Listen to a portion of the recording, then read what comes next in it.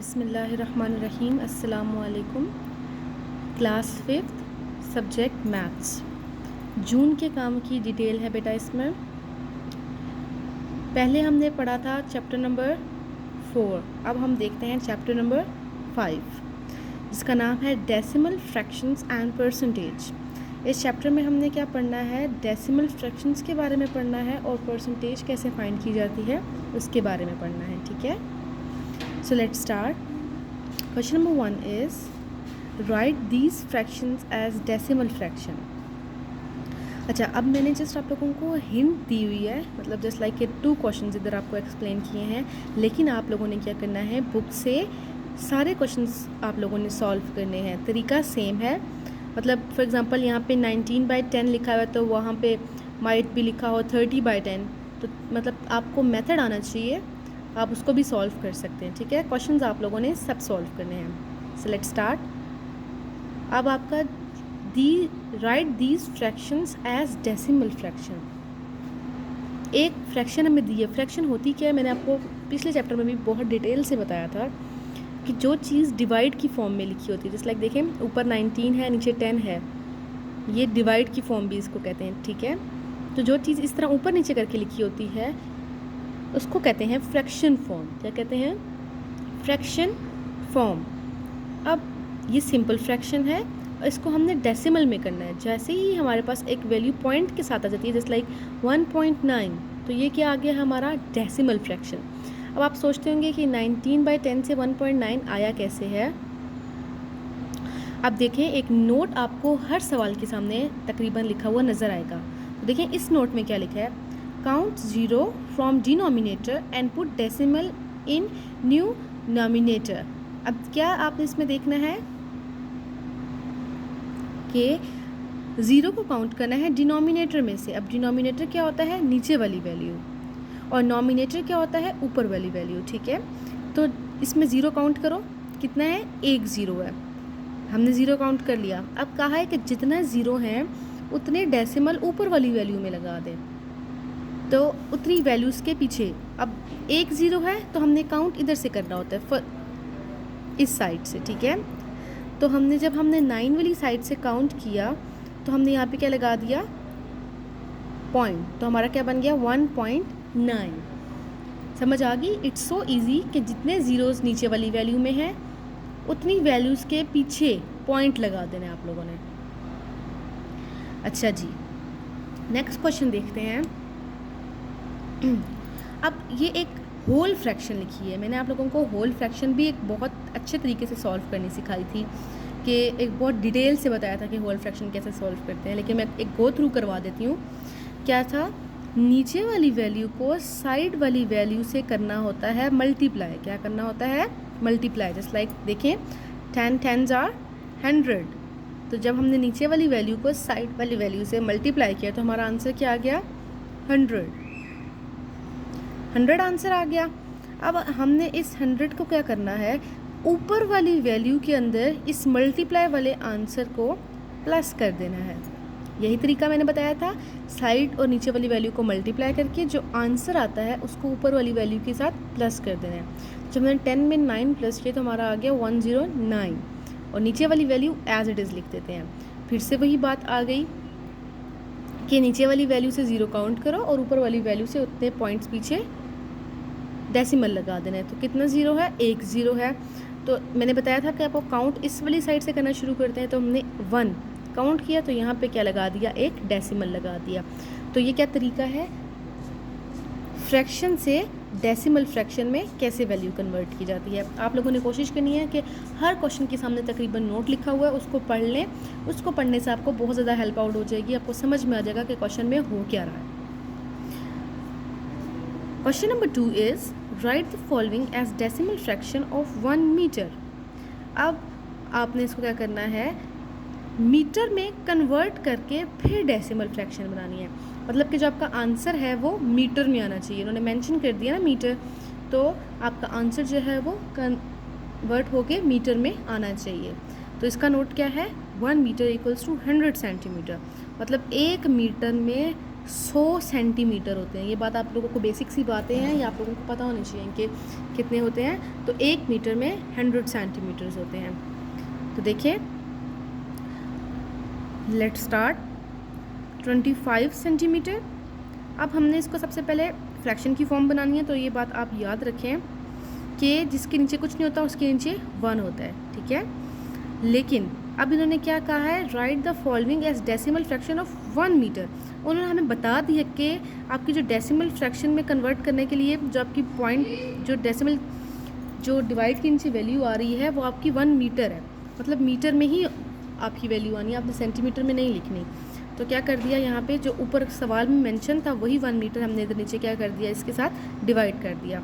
25 centimetre तो 25 centimetre ही आ गया, और 1 मीटर इधर 100 सेंटीमीटर हो गया, क्योंकि 1 मीटर कितने सेंटीमीटर होता है, 100 सेंटीमीटर्स होता है।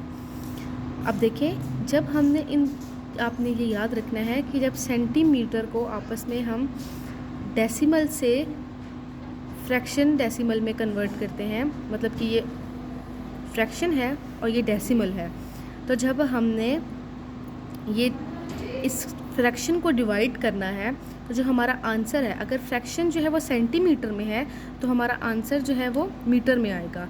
ये बात आप लोगों ने याद रखनी है कि जब भी सेंटीमीटर के साथ 2 वैल्यूज़ को डिवाइड किया जाता है तो वो हमारा आंसर मीटर में आता है, ठीक है। तो देखें कैसे,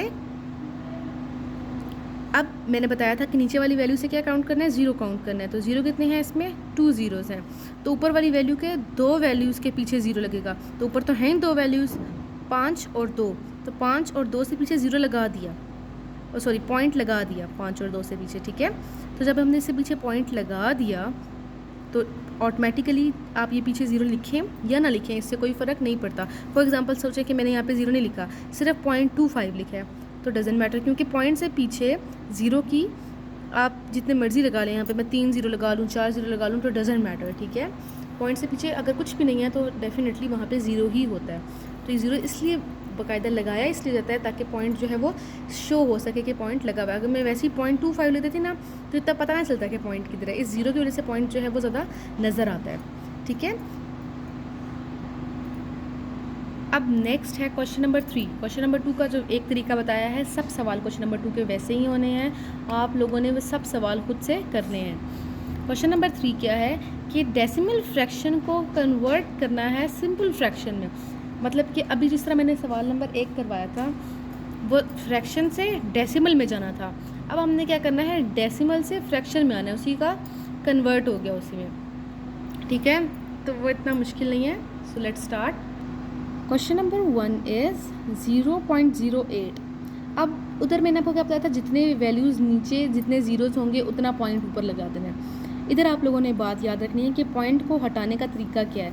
मैं आपको एक दफ़ा बता देती हूँ पॉइंट को हटाने का क्या तरीका है, उसके बाद आपको हर सवाल में खुद ही समझ आ जाएगा पॉइंट को हटाने का तरीका क्या है। देखें, सवाल है 0.08। पॉइंट को हटाने का तरीका ये होता है बेटा, डिवाइड का निशान लगाते हैं, पॉइंट को ख़त्म कर देते हैं। पॉइंट को जब हमने ख़त्म किया तो उसकी जगह लगा दिया 1, और उसके बाद पहले नहीं देखना, आई एम रिपीटिंग, बाद में डेसिमल के बाद जितनी वैल्यूज़ हैं, कितनी वैल्यूज़ हैं 1 2, तो उतने ज़ीरोज़ नीचे लगा देते हैं। जैसे कि यहाँ पे हमने क्या लिख दिया 1 2। अगर मैं यहाँ पे 9 लिख देती तो 3 वैल्यूज़ आ जाती, तो मैं यहाँ पे कितने ज़ीरो लगा देती, 3 ज़ीरोज़ लगा देती मैं, ठीक है। तो ये बात आप लोगों ने याद रखनी है, डेसिमल को ख़त्म करके लगाते हैं 1, और उसके बाद जितनी वैल्यूज़ होती हैं उतने ज़ीरोज़ आ जाते हैं। तो देखें अब क्वेश्चन नंबर 1 में क्या किया, डेसिमल को ख़त्म किया, आपको नज़र आ रहा होगा डेसिमल ख़त्म कर दिया गया है, उसकी जगह नीचे क्या लग दिया 1, और उसके बाद कितनी वैल्यूज़ हैं 2 वैल्यूज़ हैं, तो नीचे कितने ज़ीरोज़ लग गए 2 ज़ीरोज़ लग गए। अब देखें बचता क्या है 0.08, ये लिखा हुआ था इसमें से ख़त्म हो गए 8 रह गया। 8 क्यों रह गया, मैं आपको वापस एक बात एक्सप्लेन कर देती हूँ कि जब हमने पॉइंट को ख़त्म किया था, अभी 9 वाले कंसेप्ट को छोड़ें, हम किसी सवाल की तरफ चलते हैं। तो जब हमने लिखा था, अब पॉइंट तो ख़त्म हो गया ना, अब मैं पॉइंट ख़त्म करके लिख रही हूँ, पॉइंट नहीं लगा रही साथ, देखिए अब मैंने पॉइंट नहीं लगाया, तो क्या लिखा हुआ है 008। अब आप लोगों को तो ये मॉन्टेसरी लेवल से एक बात बताई जाती है कि अगर कोई वैल्यू उसके पीछे ज़ीरोज़ आ रहे हैं तो उसकी कोई इम्पोर्टेंस नहीं होती। अगर हम कभी कभी मैथ्स में यूँ लिखते हैं ना 8 9 7, और कभी कभी हम यूँ भी लिखते हैं 7 8 9, ज़ीरो लगाएं या ना लगाएं इससे कोई फ़र्क नहीं पड़ता। इसलिए हमने ये 2 ज़ीरोज़ पीछे से क्या कर दिए, रिमूव, और क्या लिख दिया 8/100। अब इसकी क्या करनी है, कटिंग करनी है। कटिंग का कंसेप्ट मैंने बहुत अच्छी तरीके से पिछले चैप्टर में बताया था। कटिंग आपने हमेशा बेटा सेम टेबल से करनी होती है। सेम टेबल से मतलब अगर ऊपर वाले को 2 से कट कर रहे हैं तो नीचे वाला भी 2 से ही कट होना चाहिए। तो मैंने पहले 2 से ही किया हुआ है। कैसे, 2 4s are 8 और 2 50s are 100। क्या बच गया, 4/50 बच गया। अब ये भी अभी कटिंग होती है इसकी 2 के टेबल से ही। 2 2s are 4, 2 25s are 100। अब 2 बच गया और 25। 2 और 25 किसी भी एक टेबल में नहीं आते। जिस भी वैल्यू के आखिर में 5 आ जाए वो सिर्फ 5 के टेबल में आती है, ये आप लोगों ने याद रखना है, ठीक है। तो क्या बच गया, 2/25। तो मेरा क्या आ गया, 2/25। ये फ्रैक्शन आ गई ना, तो ये क्या है, हमारा आंसर है। नेक्स्ट क्वेश्चन भी सेम ही ऐसा है, इसमें कोई डिफरेंस नहीं है। पॉइंट को ख़त्म कर किया, नीचे क्या आ गया 100। अब पॉइंट से पीछे क्या था, 0 नहीं थे, 10 लिखा हुआ है, तो इसलिए हमने 10 एज इट इज़ लिखा और 7 5 भी साथ लिखा है, ठीक है। अगर पीछे सिर्फ ज़ीरोज़ होते हैं तो हम उनको नहीं लिखते, ज़ीरो के अलावा कोई भी वैल्यू होती है तो हम उसको लिखते हैं। अब मैंने भी ऊपर वाले सवाल में बताया था कि जिसके आखिर में 5 होता है उसको 5 के टेबल से कट किया जाता है। तो इनकी 5 के टेबल से कटिंग हुई है, फिर दोबारा इनकी 5 के टेबल से कटिंग हुई है, फिर बच गया 43/4। ये दोनों किसी सेम टेबल पे नहीं जाते, तो ये क्या आ गया हमारा आंसर। अब जितने भी सवाल क्वेश्चन नंबर 3 के रह जाएंगे बुक से देखने हैं आप लोगों ने, और वो आप लोगों ने अपनी नीट नोटबुक पर लिखने हैं और समझने भी हैं। अब देखें क्या है next, question number 4, add the decimal fractions. ये 3 डेसिमल वैल्यूज़ दी हैं, डेसिमल फ्रैक्शंस दी हैं, इनको क्या करना है, प्लस करना है, ऐड करना है। तो प्लस करना तो बेटा आप लोगों को बचपन से सिखाया गया है, प्लस करना कोई लॉजिक नहीं है, बस एक डेसिमल की बात आ जाती है, वो देखिएगा अभी आपको फ़ौरन से समझ में आ जाएगी। सबसे पहले लिख दिया 9.9, ठीक है, देखें ज़रा गौर से, 9.9 लिख दिया। अगली है 34.65। पॉइंट के नीचे पॉइंट आना चाहिए, उससे पीछे बेशक वैल्यू आगे जाए पीछे जाए उससे कोई फ़र्क नहीं पड़ता, पॉइंट के नीचे पॉइंट आना चाहिए। पॉइंट के नीचे मैंने बिल्कुल पॉइंट लगा दिया, 34 एक तरफ आ गया, 65 एक तरफ आ गया। अब देखो ऊपर कोई वैल्यू नहीं है, ना इसके ना इसके, लेकिन इससे कोई फ़र्क नहीं पड़ता। आपके डेसिमल फ्रैक्शन में मेन चीज़ क्या है कि आपका पॉइंट के नीचे बिल्कुल पॉइंट आना चाहिए, ऊपर वैल्यू कोई आती है नहीं आती, इट्स डजेंट मैटर, ठीक हो गया। उसके बाद क्या है 60.345, तो पॉइंट के नीचे फिर पॉइंट लगा दिया, पॉइंट से पीछे क्या था 60, तो 60 पॉइंट से पीछे लिख दिया और 345 पॉइंट से आगे लिख दिया। जैसे कि देखें कि ये 5 जो है इधर ऊपर कोई वैल्यू नहीं है इसकी, तो इससे कोई फ़र्क नहीं पड़ता, बस सिंपल पॉइंट के नीचे पॉइंट आना चाहिए। अब इसको सिंपल हमने प्लस करें, देखें इसके ऊपर कोई वैल्यू नहीं है, इसको हमने 5 लिख दिया, 5 में 4 किए 9, इन सबको किया आपने, फिर इनको किया, इन सबको जब हमने प्लस किया तो हमारे पास 18 आता है, इधर 1 ऊपर कैरी आ जाता है, कैरीज भी उसी तरह जाएंगे, पॉइंट के पीछे प्लस हो गया। सिंपल एडिशन है, लेकिन बस सिंपल क्या था, इसमें डेसिमल आ रहा था, तो डेसिमल के नीचे डेसिमल, ऊपर कोई वैल्यूज, इट्स डजेंट मैटर, ठीक है। Now see question number 5। अब वो पहले क्वेश्चन नंबर 4 एडिशन का था, अब ये सब्ट्रैक्शन आ गई है। सेम सब्ट्रैक्शन का भी वही रूल है, फर्स्ट वैल्यू लिखी, सेकंड वैल्यू लिखी, और पॉइंट के नीचे आप लोगों ने एज इट इज़ पॉइंट लगा दिया। और सेम जिस तरह आप मैथ्स में सब्ट्रैक्शन करते आ रहे हैं, आपने उसी तरीके से सब्ट्रैक्शन करनी है। देखें कैसे, 1 में से 9 नहीं जाता, इधर से कैरी लिया, कैरी लेके फिर वैल्यूज़ को सेट किया, लेकिन देखें इधर 5 था और इधर नीचे कोई वैल्यू नहीं थी, नहीं है ना इधर कोई वैल्यू, तो मतलब जहाँ कोई वैल्यू नहीं तो समझ लें वहाँ पे 0 है, तो 5 में से 0 गए तो 5 भी आ जाता है, ठीक है। यहाँ पे भी कोई वैल्यू नहीं है, समझ लें यहाँ पे 0 है, अपने माइंड सेट में सोच लें कि यहाँ पे क्या है 0 है। और बाकी सिंपल जैसे आप लोग माइनस करते हैं आप लोगों ने एज इट इज़ माइनस करना है, इसमें कोई चेंज नहीं है। बस डेसिमल का था, डेसिमल इधर भी है इधर भी है, तो नीचे भी लगा दिया।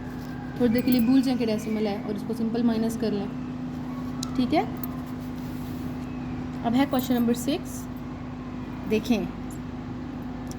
From the sum of 6.7 and 23.58। अब आपने अगर कभी नोट किया हो तो मैं पहले वाली वैल्यू पूरी बोलती हूँ 23 और उसके बाद बोलती हूँ 58। तो आप लोगों ने भी ये याद रखना है कि पॉइंट के बाद जो वैल्यू होती है उसको अलग अलग करके बोलते हैं, यूँ नहीं कभी भी बोलते हैं 53, 23.58, यूँ नहीं बोलना, इसको कंप्लीट इस तरह बोलते हैं 23.58। अच्छा, ये कंसेप्ट था। अब सवाल की तरफ आते हैं। From the sum of 6.7 and 23.58 take away 19.8987। क्या मतलब हुआ? सम क्या होता है? प्लस, मतलब कि इन दो वैल्यूज़ के प्लस में से टेक अवे करो, मतलब निकाल दो। मतलब निकालने का मतलब क्या हो गया? माइनस कर दो इस वाली वैल्यू को। सिंपल, क्या इन दोनों को प्लस करना है, जो आंसर आ जाएगा उसमें से इसको माइनस कर देना है, सिंपल। तो देखें क्या है, 23.58, 6.7, इनको हमने क्या कर दिया? सिंपली प्लस कर दिया। अभी पीछे आपको एडिशन सिखाई थी। जो आंसर आ गया 30.28, इसमें से 19.987 को क्या कर दिया? माइनस कर दिया। ठीक है, तो it's not a big logic. ये प्लस भी आपको सिखा दिया है और ये माइनस भी आपको सिखा दिया है। माइनस में आप सोच रहे होंगे कि ये 3 किधर से आ गया। तो मैंने बताया था जिधर कुछ नहीं होता उधर क्या होता है? 0 होता है। ठीक है, उधर क्या होता है? 0। तो अब इस 0 को क्या करना है? सिंपल, आप लोगों ने देखें 0 में से 7 नहीं जाते, यहाँ तो 10 बन जाएगा। 10 में से 7 गए 3, इधर रह गया 7, इधर से इधर कैरी, मतलब जिस सिंपल आप लोगों ने माइनस करना है। अब माइनस करना तो आप लोगों को आना चाहिए। Now see question number 7। Question number 7 देखें क्या है। Work out of the following, मतलब इनको देख के इस पर सॉल्व करो। तो आपको देख के नजर आ रहा होगा मल्टीप्लाई का साइन है, सिंपल मल्टीप्लाई करना है। मल्टीप्लाई के लिए भी कोई बड़ी लॉजिक नहीं है डेसिमल में। सिंपल क्या है, देखें 4 1s आर 4, पॉइंट आ गया, पॉइंट लगा दिया। 4 3s आर 12, ये क्या आ गया? आपका आंसर। सिंपल है, जिस वैल्यू के बाद पॉइंट आ रहा था उसके नीचे हमने यहाँ पे पॉइंट लिख दिया। अगला सवाल है 0 से मल्टीप्लाई। तो ये इसलिए आपको थोड़ा सा करके बताया, वैसे करना नहीं चाहिए था लेकिन कर दिया है कि आपको पता चले कि 0 से जो वैल्यू मल्टीप्लाई होती है वो 0 ही आ जाती है। 0 3s are 0, 0 2s are 0, 0 1s are 0, मतलब 0 से जो वैल्यू भी मल्टीप्लाई होती है वो 0 होती है। अब देखें, ऊपर वाली वैल्यू में भी पॉइंट है, नीचे वाली वैल्यू में भी पॉइंट है, तो ये कैसे मल्टीप्लाई होगा? सिंपल, आप थोड़ी देर के लिए भूल जाएं कि पॉइंट है। ठीक है, समझे यहाँ पे भी पॉइंट नहीं है, समझे यहाँ पे भी पॉइंट नहीं है। आप इसको मल्टीप्लाई करें जैसे आप लोगों को सिखाया गया 1 2 क्लास में। मल्टीप्लाई कर लिया, जब आंसर आ गया तो अब देखें आप लोगों ने पॉइंट लगाना कैसे है। पॉइंट आप लोगों ने इस तरह लगाना है कि सबसे पहले देखें कि ऊपर वाली वैल्यू में कितनी वैल्यूज़ के बाद पॉइंट आया है। सी 1 2 3, 3 वैल्यूज़ के बाद आया है, और नीचे कितनी वैल्यू के बाद आया? 1 ही। तो ऊपर 3 के बाद और नीचे 1 के बाद पॉइंट आ गया। तो 3 और 1 कितने होते हैं? 4। इन दोनों को मिलाकर सबसे लास्ट में जो आंसर आ रहा है उसमें पॉइंट लगा देना है। 1 2 3 4, 4 वैल्यूज़ के बाद हमने क्या लगा दिया? पॉइंट। मल्टीप्लाई बिल्कुल सिंपल होगा। मैं रिपीट कर रही हूँ, ऊपर वाली वैल्यूज़ को काउंट करो, कितनी वैल्यूज़ के बाद पॉइंट आ रहा है? 3 वैल्यूज़ के बाद, और नीचे 1, 3 और 1 4। तो नीचे हमने आंसर में 4 वैल्यूज़ के बाद पॉइंट लगा दिया। क्वेश्चन नंबर 8 इज तस्लीम सेव्स रुपीज 15.50 ईच डे। एक बंदी है तस्लीम नाम की, वो पैसे सेव करती है। कितने पैसे सेव करती है? 15.50, इतने पैसे सेव करती है ईच डे, हर रोज़। ठीक है, जैसे आप सोचें कि आप खुद हैं, ठीक है, आप हर रोज़ 15.50 पैसे सेव करते हैं each day. How many money या how much does he save in 2 weeks. 2 weeks में कितने सेव कर लोगे? अगर इतने पैसे एक दिन में सेव करते हो तो 2 वीक्स में कितने पैसे सेव कर लोगे? तो जब आपको एक चीज़ पता होती है और आपने ज़्यादा मालूम करनी है, 2 वीक्स का मतलब क्या हो गया? 12 डेज़, और ईच डे का मतलब हो गया 1 डे। मतलब थोड़ी ही पता है और ज़्यादा की मालूम करनी है। ये बात आप लोगों ने जहन में बिठा लें कि जब आपको थोड़ी की वैल्यू पता हो, थोड़ी, और ज़्यादा की मालूम करनी हो तो आप मल्टीप्लाई करते हैं। क्या करते हैं? इन दो वैल्यूज़ को मल्टीप्लाई करते हैं। सेव्स ईच डे, ये अब आपके वर्ड प्रॉब्लम है, आप लोगों ने इसमें इंग्लिश ज़रूर लिखनी होती है। ईच डे कितना, मतलब रोज़ वो कितना सेव करती है? 15.50। सेव्स इन 2 वीक, अब 2 वीक का तो हमें पता नहीं है, तो हमने फाइंड करना था, इसलिए क्या लगा दिया? Question mark. अच्छा, अब 2 वीक्स इक्वल्स टू 14 डेज। अब 2 वीक्स में कितने डेज आ गए? 14। कितने डेज आ गए? 14 डेज आ गए। देखें, 2 वीक्स में 14 डेज। अब आपको सिंपली क्या करना है? एक दिन की वैल्यू को 14 डेज के साथ डिवाइड कर देना है, मतलब क्या? मल्टीप्लाई कर देना है। 15.50 को मल्टीप्लाई कर देना है 1.4 से। जब आपने इनको मल्टीप्लाई किया तो सिंपली, आपको पीछे मल्टीप्लाई सिखाया है मैंने कि ऊपर 2 वैल्यूज़ के बाद पॉइंट आ रहा है, नीचे कोई भी वैल्यू है ही नहीं जिसमें पॉइंट हो, तो 2 वैल्यूज़ के बाद आपने पॉइंट लगा दिया। एक नोट लिखा हुआ है लास्ट में, do all questions from book on your neat copy.